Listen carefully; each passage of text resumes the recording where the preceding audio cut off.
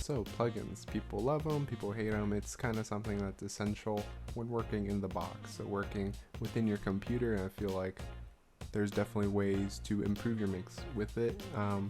As you can see over here, just different kinds. You have audio effects rack to kind of give your song or track more personality, more color, but also essential things like compressors and EQs. Everyone has their own kind of personal preference, but today, as mentioned in the title below, I kind of want to have a conversation about stock plugins.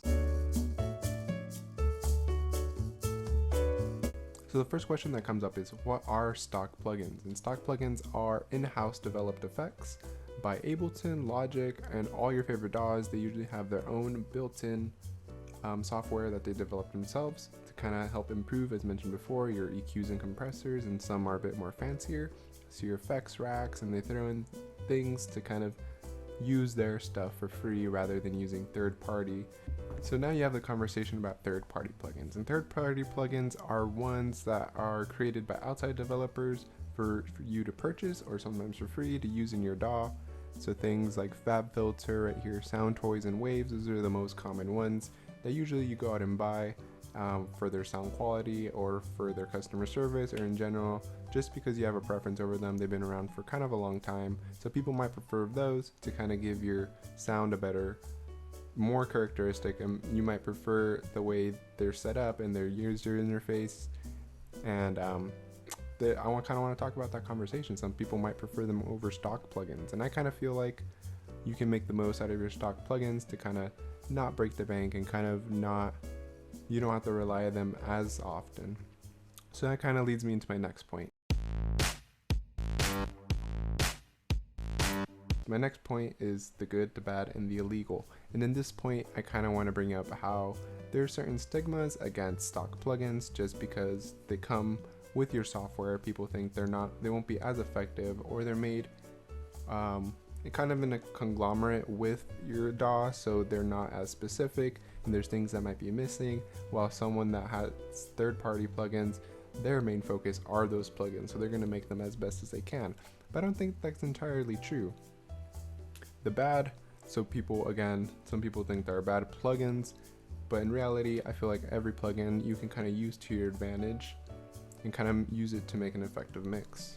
So the illegal, of course, to no surprise, a lot of audio producers, they try to stretch their budget as best they can, and software, it kind of dives into that territory of getting software illegally.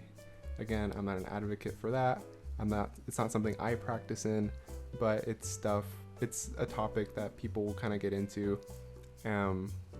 But again, you don't really need to do any of that. If you have your stock plugins, especially something like Ableton or Logic, I feel like you have enough tools and you have enough tool set to kind of make an effective mix. So let's go into that. Your plugins and you. So your plugins and you. Basically with this, you kind of have to see your arsenal and see what you have and see what you can kind of create out of the stuff you currently have. So as you can see here, you have a lot of Ableton stuff. You have your audio effect rack, you have your EQs and compressors, delays. All these things can be used very effectively to kind of get your mix, where you want it to be. You don't really need to shell out all the money and all the, especially software space or hard drive space, to have all these. Of course, I have these, but especially with something like Ableton, I always come back to these because I find them very useful and effective. So again, outside plugins can get very expensive, and they can also take up a lot of hard drive space, but you can use these stock plugins to your advantage by just kind of learning their quirks, learning the ways they affect tracks and how it adds certain colors, just through video tutorials or just common practice. So like if you grab your EQ and throw it on a bass track or a drum track, figure out how it works, figure out how it changes that sound, and kind of play with it. I mean, they're very well developed products, and I feel like you can use them over very expensive stuff like Waves or very expensive stuff like Soundtoys. And just try to use them in a variety of ways. Use them in different genres, grab stems online, grab different things to kind of see how these plugins, these stock plugins work in different situations. So obviously, once you've kind of figured out how to use these effectively, and if you want to use them in conjunction with third-party plugins, you could always feel free to support those developers and purchase your own third-party plugins to kind of, again, just in conjunction and play with them and kind of see which ones you like better. So next would be kind of like a now what situation. So you kind of played around with your stock plugins and you figured it out, and you enjoy the way they work and the way they sound. You could always go out and find new ones. So you can go online and kind of find these new plugins and even email these independent developers that might make them to kind of talk with them and give them feedback and figure out ways to use it in your mix effectively. You could also just end up getting these third-party plugins as mentioned before, and just kind of using in conjunction with your stock plugins. So my main point of the video is to kind of use these stock plugins effectively, and don't think they're there just for fun or just for them as a backup. They can really be used to kind of give more character to your mix and use it effectively.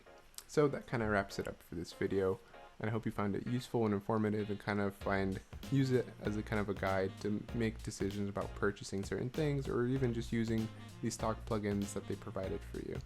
And again, I hope to bring more topics like these into later videos to kind of just talk about different topics and different things that I personally enjoy or things I kind of want to cover and something like this. Again, thanks for watching, and I hope you have a great day.